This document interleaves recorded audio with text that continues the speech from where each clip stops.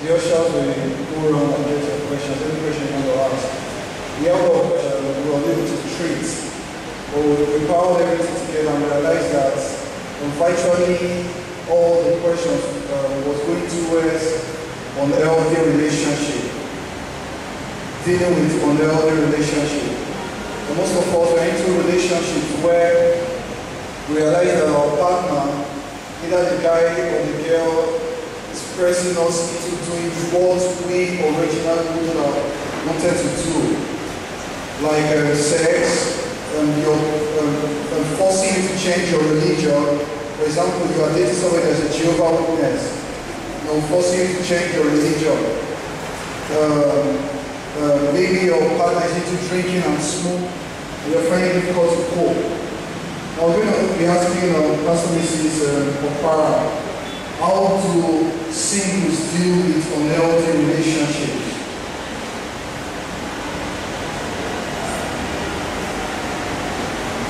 Okay, actually, we will tell unhealthy relationships as relationships that we no longer see them as going towards the vision we actually had. From the onset of the relationship, we had a plan towards something, and then along the line, things are gearing towards another angle. Like he was talking about sex in the relationship.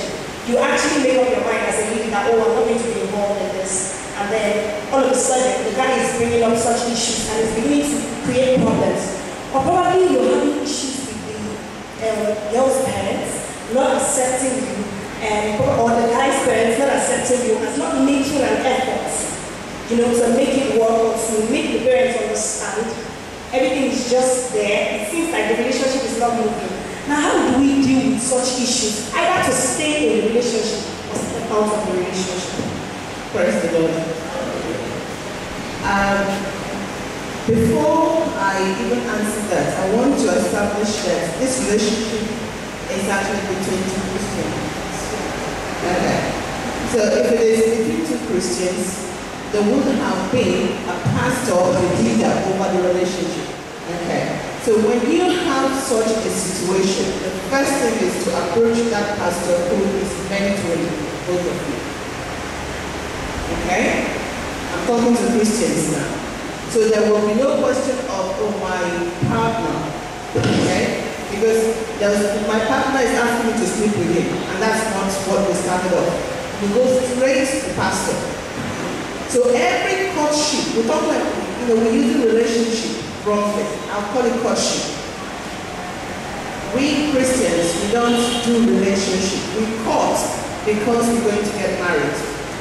So when things start going wrong, we go straight to the man or woman of God who is overseeing. There must be somebody in charge of that courtship.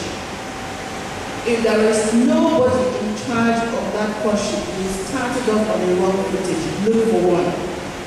Praise the Lord. Okay. So if you already have somebody who is in charge, a godly person who is monitoring that relationship, every courtship, every man and woman together, God did not create us to be friends. He created us to marry. Oh, he's my friend, she's my friend. It doesn't exist. Okay? Because every two man or woman, okay, outside of the family, there will always be this tendency every now and then for us to have some feelings towards each other. So that is why it's so important to start off your courtship in God properly. Now, peradventure, you did not do all that, so you started this courtship or relationship. I think you're getting two things wrong. I think we're mixing the relationship and courtship, okay? Because I want to know what we're in relationship for.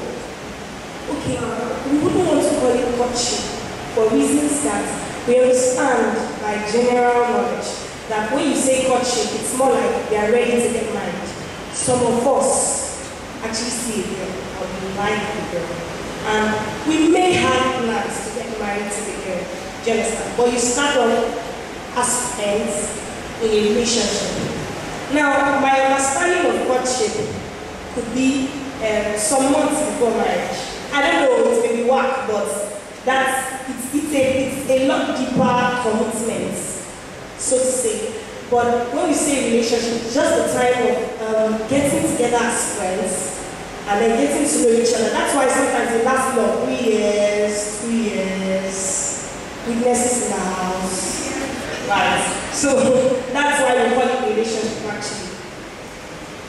Men have a problem because obviously if you're in such a relationship, again, the tendency for you to fall into situations where the other person becomes impatient and is like, oh, what are we going to do?